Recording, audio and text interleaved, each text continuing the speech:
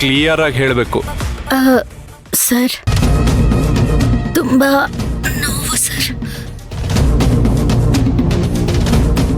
ಈಗ ಏಟಾಗಿದೆ ಅಲ್ವಾ ಸರ್?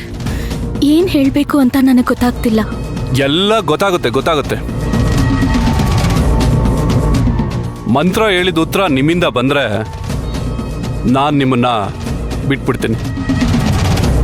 ಬೇರೆ ಏನಾದರೂ ಉತ್ತರ ಬಂತು ಅಂತ ಇಟ್ಕೊಳ್ಳಿ,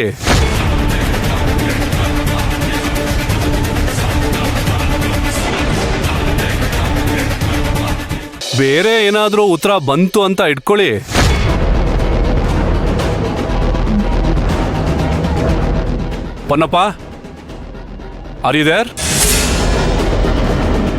ಓ, ಏನೋ ಏನ್ ಸುಳ್ಳು ಹೇಳ್ಬೇಕು ಅಂತ ಯೋಚನೆ ಮಾಡ್ತಿದ್ಯಾ?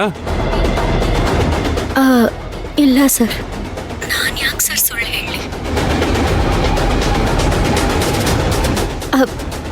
ನಾನು ಸತ್ಯನೇ ಹೇಳ್ತೀನಿ. ಸರಿ, ಹಾಗಾದ್ರೆ ಯೋಚನೆ ಮಾಡದೆ ನಿಜನೇ ಹೇಳು. ಸರ್, ನಾನು ಮಂತ್ರ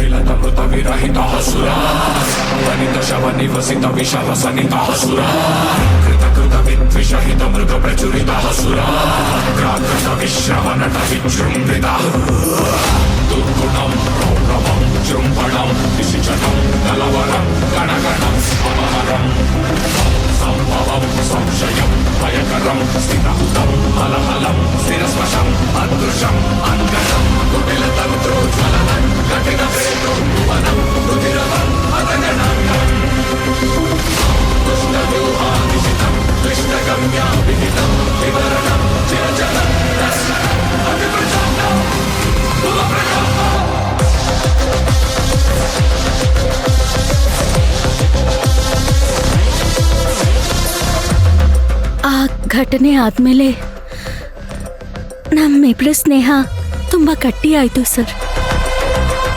ಜೈಲಿಂದ ಹೊರಗಡೆ ಬಂದ್ಮೇಲೂ ಆ ಸ್ನೇಹ ಹಾಗೆ ಮುಂದುವರಿತು. ಆಮೇಲೆ ಅದಾದ್ಮೇಲೆ ನಾನು ಹೇಳಿದ್ನಲ್ಲ ಸರ್, ಬೇಲ್ ಮೇಲೆ ರಿಲೀಸ್ ಆಗ್ಬಿಟ್ಟೆ ಅಂತ.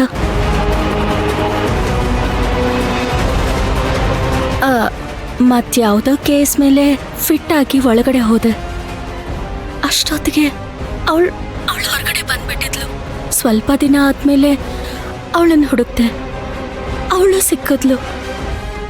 ಅದೇ ಆತ್ಮೀಯತೆ, ಅದೇ ಪ್ರೀತಿ, ಅದೇ ವಿಶ್ವಾಸ ಹಾಗೆ ಮುಂದುವರಿತಿದೆ ಸರ್.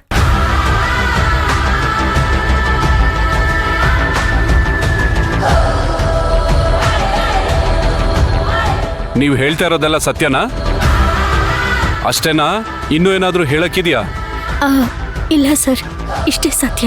ಸರಿ, ಫೋನ್ನ ನಮ್ಮ PC ಕೈಲಿ ಕೊಡಿ.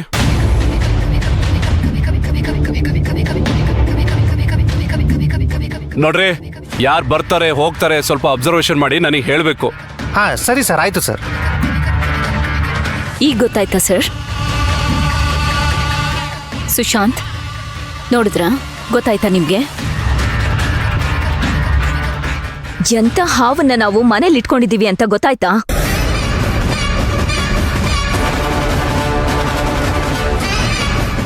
ಸರ್, ನಮ್ಮ ಮನೇಲಿದ್ದಿದ್ದು ಹೆಣ್ಣಲ್ಲ ಸರ್, ಹೆಣ್ಣಿನ ರೂಪದಲ್ಲಿದ್ದ ಹೆಮ್ಮಾರಿ.